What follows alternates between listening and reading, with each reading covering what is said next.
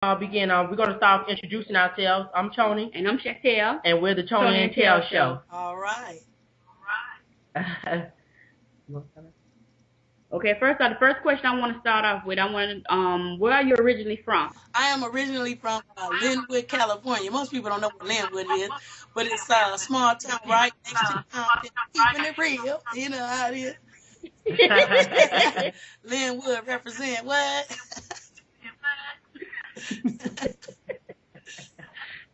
Oh, Lord. Now, when you were growing up, did you know that you wanted to be a comedian? You know what? People ask me that all the time, and the truth is, I didn't choose comedy. You know, comedy chose me. It was I couldn't have run away from it at all because that's just what I was supposed to be doing.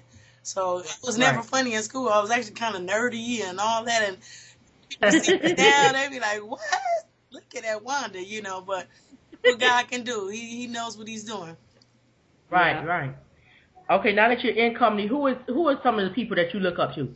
You know what? I feel like Eddie Murphy will always be an idol of mine, even though I'm a female, because he changed everything. You know, when he came into urban comedy and created some vehicles for people to be able to tell their stories from the hood and, you know, made it more real, that's when all of the new comedians that came up were able to tell their stories and make it funny. And he just changed the game for me. So Eddie Murphy will always be the king in my mind. Not that I don't love Richard Pryor, I do, but I'm not from that era. Yeah. He came after that, you know what I mean?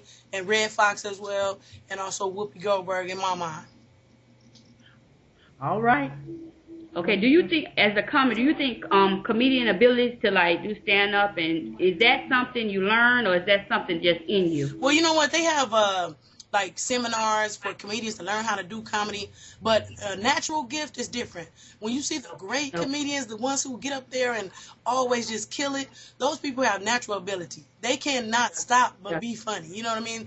Anything that they say, they can talk about some shoes on the floor and make you laugh. You know, but certain skills can be taught in terms of like someone can show you the techniques of how to write a proper joke, or you can take a seminar. But to be great, either you have it or you don't. That's what I think. All right.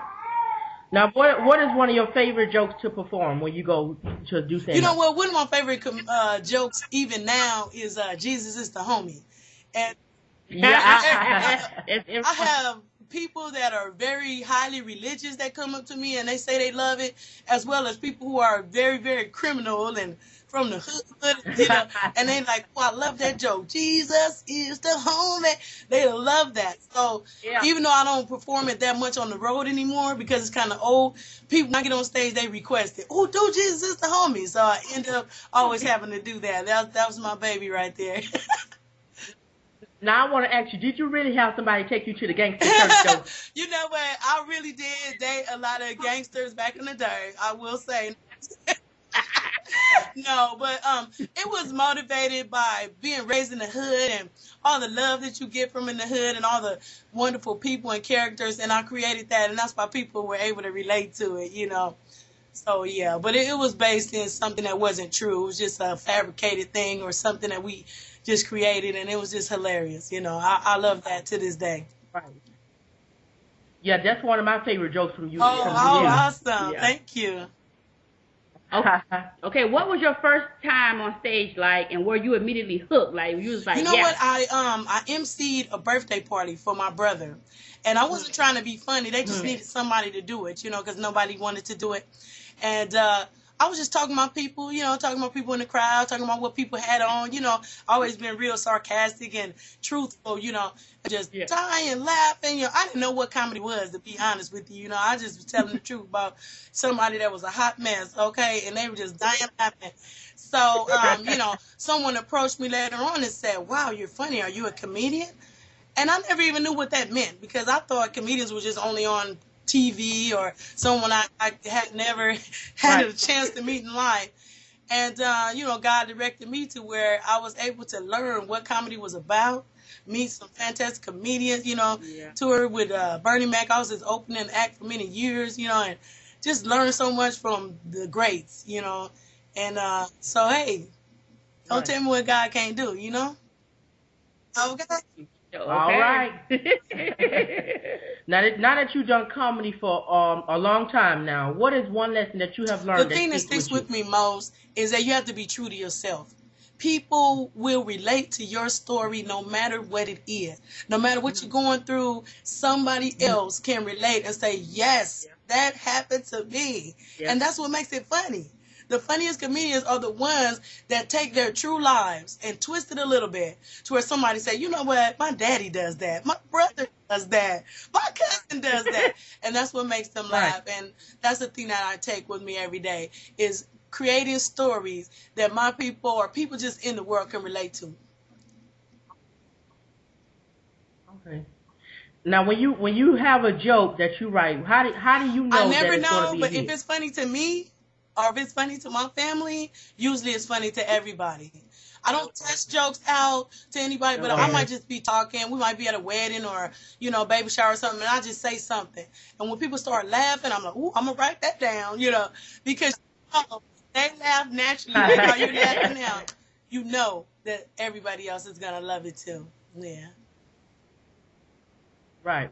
Okay. So how many performances did it take for you to realize, you know what, I got this. Like I can hang with everybody thought, now. Like, to me, I'm not egotistical. I'm just blessed. I feel like my fans, when they tell me, oh my gosh, you're my favorite comedian or I love you, I really appreciate it. But I always feel that every person that goes out there only to make the laugh, I don't always go just to make the laugh. I always go out to give them something to think about. And I think that's why I reach people in a different type of way. It's not just fun. It's thought-provoking where you're like, now that was crazy. How did she think of that? And that's where I want to go more than just falling on the floor and running on around, which is funny too, don't get me wrong.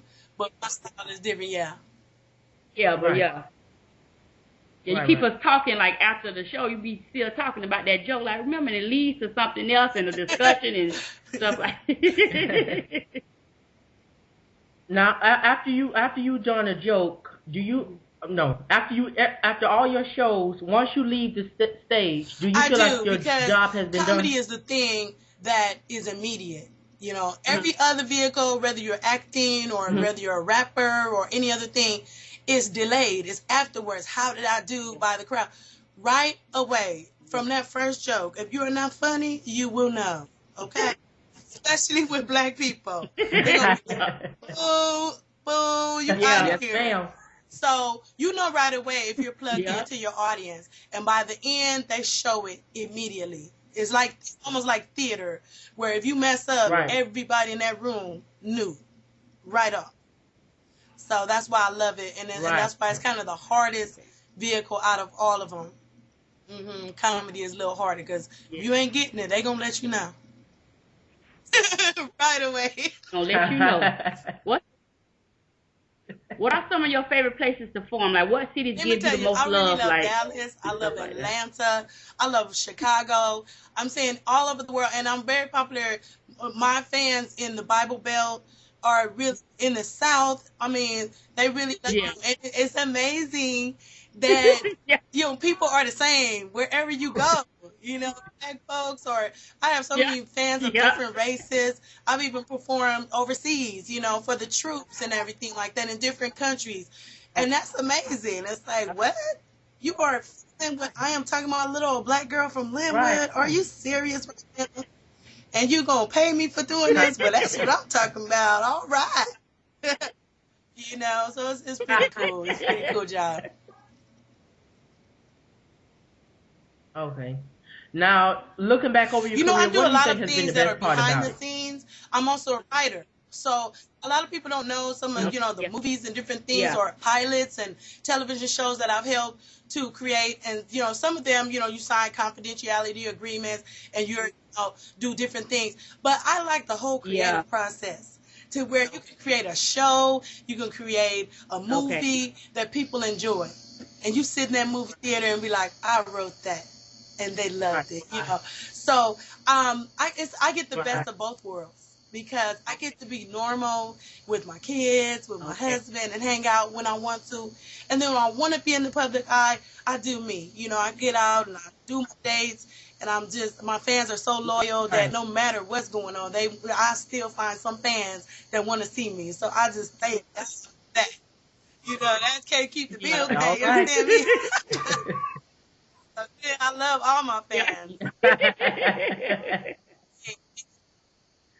Amen. Amen. Okay, which is more harder? You say you're a writer. I like acting, but have you done haven't some acting? Pursued that vehicle as much. I'm gonna do a lot more acting now, but I don't like to be all over the place doing too many things. I like to focus. Okay. So when I'm writing on a project and you try to act on it, you're gonna have to do too many things.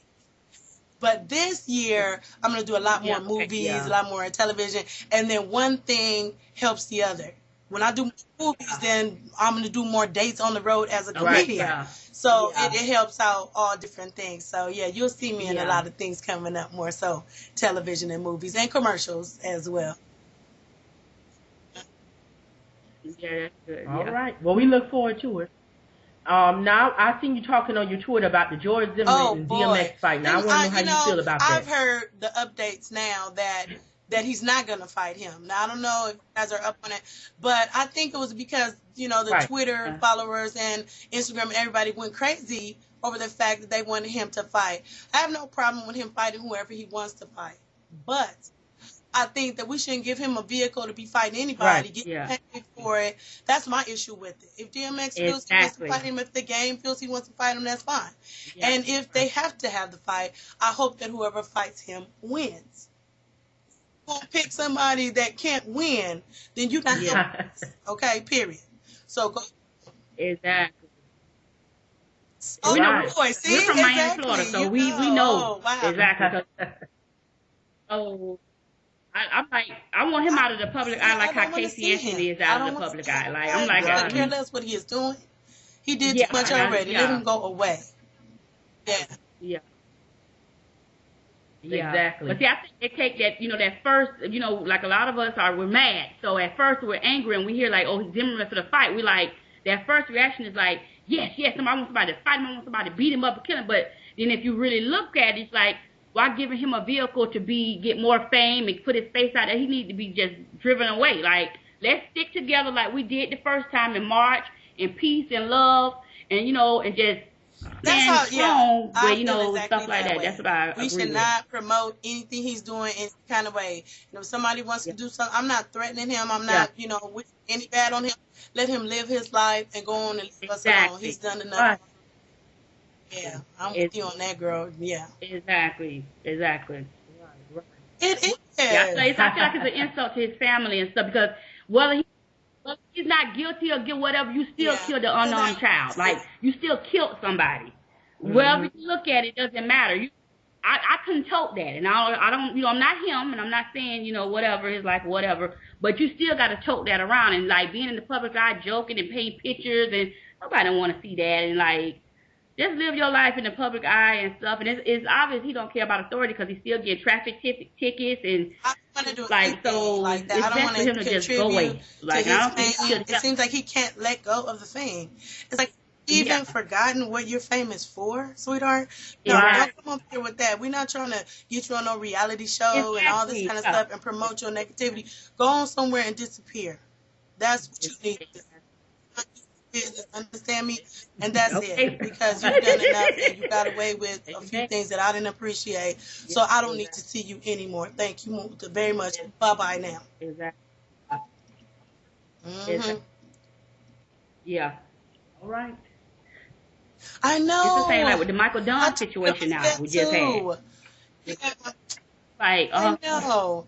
But I said, I said in my tweet, and you probably read it, I'm not sure, but I said that I'm becoming so cynical now that, I wasn't even surprised. And that's a shame that I, should have been outraged or should have been really shocked. But I wasn't surprised. And that's a shame because that's how the nature of how they're doing us right now. And I don't appreciate it at all. That's very sad. Yeah. Yeah, because when you see things like George Zimmerman getting away with murder and stuff like that, you know, Yeah. and then somebody else does it, really it's kind of how I not felt. surprising to you. Exactly. Yeah, and then he get. Right. Yeah, he did an interview. I don't want to watch no interviews with him, but I seen like a little. You know, you can't escape it on Twitter and the Facebooks and stuff. Like he telling me some Obama making him the scapegoat, and it's like really, it's like a, it's a shake your head moment. Like Sad, really, but you know, but we have to speak out. Like whatever. you guys have the Tony Yeah. and Tell show, and you guys are speaking out on these things and getting opinions and you know, get the word out there so people can dialogue about it. That's what you need. Yeah. I love that. I appreciate you guys for that. Right. Right. Yeah. Yeah. We thank you so much for that too. Yeah. Okay, back to comedy. You know what? Okay. I want to know, how do you handle the heckler? I love lively audiences. You know, when they come to your show and, you know, they get a little drunk, get a little full, you know, sometimes they want to talk. But black people, as a rule, they're not really that rude. They're only responding to what they see on the stage. So if you're a comedian that's being rude, talking about women and calling them out their name, of course you're going to have some man say, hey, man, what about your mama? You know what I mean? Because he's reacting to what he's saying. But because usually my comedy is kind of positive and I'm not a woman that male bashes or talk about black men and all that, usually I don't get a whole lot of hecklers. I get positive hecklers. Yeah. That's what I'm talking about. And then I just react to it like, yeah, you know, somebody in here speak Hennessy. This brother trying to say something, you know, and you just egg them on. I love when they get into the crowd, when the crowd responds to what you're saying, or even if they say something negative, which hardly ever happens. But if they do, I'm ready for them. I'm from the hood, so we know about the Joneses, and I got every mama joke in the world you can think of. Yeah, so, you know, so it doesn't matter to me as long as they're not derogatory. If somebody says something negative to a female comedian, then that's a whole different thing. You know, calling me all out my name for no reason, then that's another thing. That's fighting words right there. You know, then had to go straight hood on them. You understand me? Right, right. Unfortunately, I have never had that experience. Most of the gentlemen are just, you know, very respectful and stuff like that. I had a few women hecklers, but you know, you get them back on track and let them know, hey, sister, you know, I hear what you're saying, and after a while, they laughing and talking like it's no big deal. I do know Leslie Jones. Now, do you know comedian Leslie Jones? The high school together. Okay. Now we interviewed her. Oh, all right. Yeah, we interviewed her. I kind of call us friends. But we interviewed her, and she said, you know, about not wanting to be introduced as a female comedian. She just want to be introduced as a comedian. Because you don't introduce the males as a male comedian. Like a lot of people want to say, you know, put them in categories, you know, gospel comedian or the Christian comedian or, you know, or female comedian. To me, it's only two comedians in the world, okay? It's a funny comedian and one that is not funny. Okay, that's it. You know, so don't say female comedian, because to me I feel like it belittles the talent. We have some amazing female comedians that talk about some of everything, including Leslie Jones and Linnell and Coco Brown and Tiffany Haddish and, you know, Melanie Camacho and all my girls, you know, that are really, really representing out here. So don't belittle them by saying female comedian as if it's lesser, because it's really not. Those girls are strong. We're headliners out here. And I think that the respect needs to be there. Comedian Edwonda White, comedian Coco Brown, comedian Leslie Jones. Respect that, and I agree with her 100%.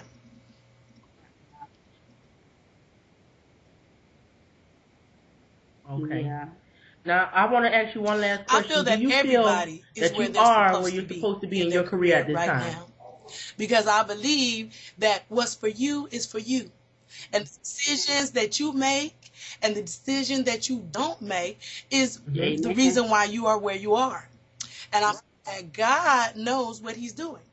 And I don't look at any other comedian. I don't look at anybody's blessings and say, that was my blessing. No, it wasn't. God has another blessing that's for me, that I can handle in my lifestyle. Okay? So that's why I congratulate. I'm not no hater. Okay? I know a lot of female comedians that hate on each other, and it really, you know, makes me sick. But I think that everyone is where they're supposed to be. Yeah. Okay? Yeah. Good or bad. Right. I I agree. I like being positive too. And that's what we did to show you, because most talk shows, everything, they want to pull out the negativity and stuff. Because I know people gonna watch a train wreck, but sometimes you have to show the positive and the good things and stuff like that. So you got to balance. So yeah. So my last question to you would be, if you now could tell your younger self first starting off in this business, knowing what you know, what would you tell your younger self to realize who you are and to be proud of that? Be proud of where you came from, being raised in the hood, who your parents were. What took you so long to find your voice and to finally say, it's okay to be who I am?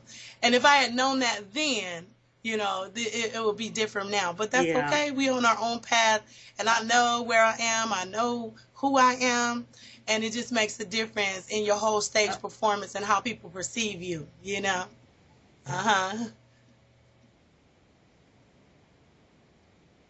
Right. Well, thank you so much for having me. Tonyandtel, you guys are awesome. Very much and I wish just amazing blessings for you guys and your show. And I love the way you approach your people. And I hope that you guys continue to get the major interviews, and you just grow by leaps and bounds. Blessings. Thank you. Thank you so very much. You are a blessing, and thank you so very much. All right now.